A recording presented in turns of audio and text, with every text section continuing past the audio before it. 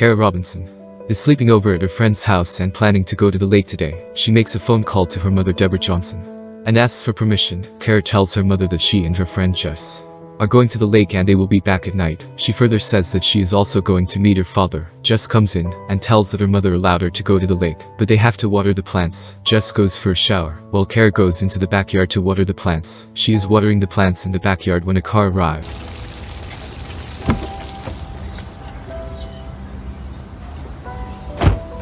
Hi there.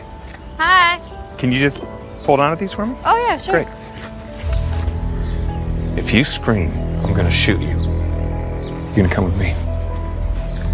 He makes her get in the car, but stuff her in a box inside the car. She does so. He takes her with him and she starts crying. Jess starts searching for her. She calls Kara's mother to ask if she came here to pick her up. Deborah Johnson calls Ryan, Kara's boyfriend, to ask him if Kara is with him, but she becomes upset as he tells her that she is not with him. On the other side, the kidnapper takes her out of the box and warns her if she makes noise, he will shoot her. He takes her inside a room and removes her handcuffs and tells her rules that if she wants anything she will have to get permission from him. He tells her that she will call him daddy and that if she breaks the rules, he will kill her. He starts writing her information. She says that she is 15 years old and lives in Lexington. He asks her about her family. Kara says that her mother and dad, Ron, are separated. He asks her if she is a virgin or not. She says that she loves Ryan and her mom and dad. After this, he had her lay down and had his way with her. He takes her to the bathroom and watches her shower. Meanwhile, she is thinking of escaping, but she can't. On the other side, her mom calls her dad and tells him that Kara has gone missing. He becomes worried. Deborah calls the police to search for her. The police officer asks Jess many questions and asks her to go home and call them if Kara shows up. Kara is sitting with him on the sofa, and he is telling her about his high school education and his part-time jobs. He was in the Navy and never got a reward. Then he tells her that he will not hurt her. Then he gives her a cigarette to smoke. She is continuously thinking of escaping, but she is scared of being killed. She sees his pets, and he tells her that he loves them all,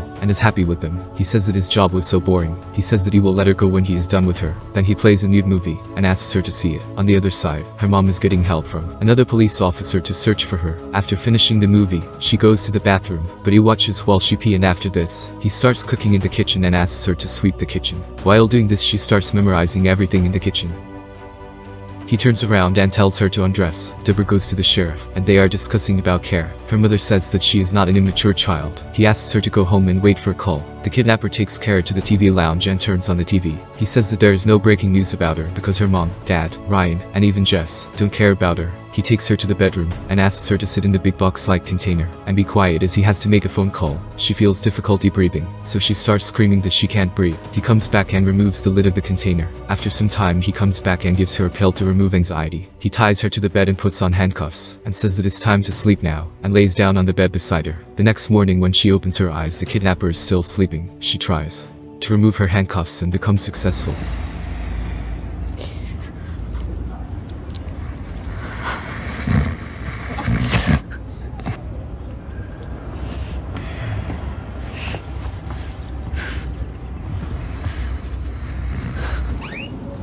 She moves out of the room and runs out of the house. She comes out on a road and screams to stop a car. Two men are sitting in the car. She requests them to let her sit in the car and tells them that she was kidnapped. They let her in. She reaches the police station and tells the policeman that she was kidnapped and she escaped. The policeman calls the lieutenant. He approaches her and says that he is Lieutenant Roland. She tells him everything that happened and what the kidnapper looks like. She says that he raped her multiple times a day. The lieutenant takes her to his office and asks an officer to collect her information. A lady police officer takes the address of the kidnapper from the two men who picked her up. After this, Lieutenant Roland calls her mother and tells her that her daughter is here. Deborah starts crying and talks to Kara and tells her that she is coming to pick her up. After this, the officer takes Kara to the area where she was kidnapped. They ask her to try to remember that apartment. An old man is standing there. She asks him about a man with a lot of pets and fish. The officer takes her back to the police station. Deborah reaches the police station and meets Kara. On the other side, police reach the apartment and get in. The kidnapper is not in the apartment, but the room is the same as it was. The handcuffs are still on the bed. The officer goes towards Kara and shows her a lot of pictures of some suspected criminals. She recognizes one picture of the kidnapper. The police inspector says that his name is Richard. They ask about details. She says that she had noticed a lot of things about him in his house. She tells her about his doctors on the card she saw on the fridge in the kitchen. She tells them their phone number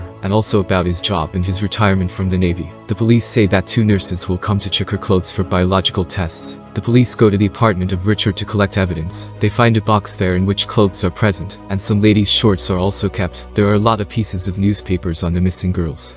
His diary also indicates a lot of information about many other girls, including Kara. It is also written that he was kidnapping girls and raping them. Kara gets her medical examination at the hospital. Police distribute the posters of Richard as the most wanted in the whole city. Kara's family and friends are also searching for him, but so far no luck. The investigator tells the sheriff and that he is a serial killer who kidnapped a lot of girls of age 15 and 16 and killed them all. Kara's mother takes her out of the police station where she meets her father and starts crying. Jess and Ryan are also here. Kara says that she wants to go home. Deborah takes her home. On their way, Deborah tries to ask her about the details, but Kara says that she doesn't want to talk about this. At her home, a lot of officers are present. They are here to protect Kara from any kind of danger. She says that her life will become normal soon, and she will be able to move independently. Kara goes to sleep. The next morning she gets up and the police are still there. Kara goes into the kitchen and tells her mother that she wants to meet Ryan, but her mother tells her that the horrible man is not yet caught, so she can't go anywhere. Meanwhile, Jess comes in, and Kara takes her to her room, and Jess asks what happened to her. On the other side, Richard's wife comes to the police as they have called for her. The police officer asks her about her husband, but she says that she doesn't know where he is right now. She says that her husband loves her so much, and she also loves him. After she leaves, her husband's sister Stephanie arrives there. The policeman talks to her to get information about him. His mother is also at the police station. Jess leaves, and Kara asks her to pick her up after the game as usual,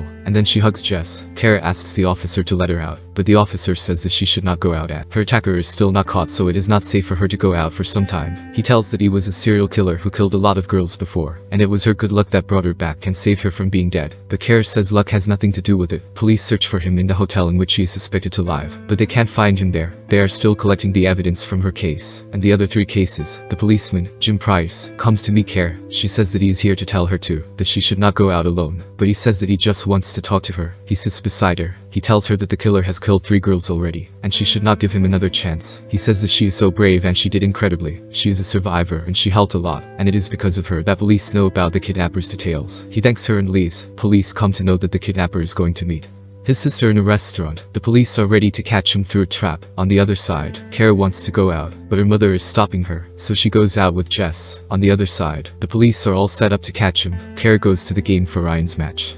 When the kidnapper arrives, he sees the police van there and starts running. Police start chasing him. When police surround him from both sides, he shoots himself and dies. The next morning, Kara wakes up and comes out of her room where her mother is making breakfast for her. She tells her that the kidnapper got killed last night. The police sergeant told Kara that he is proud of her, as she is a hero in the way she saved herself. She says that she just wanted justice. Kara goes inside. Kara says that nothing can change what happened to her, but she is happy because she survived.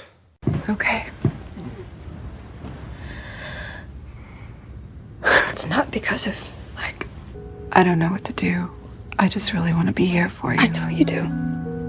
But you can't change what happened. It happened. I survived. I survived.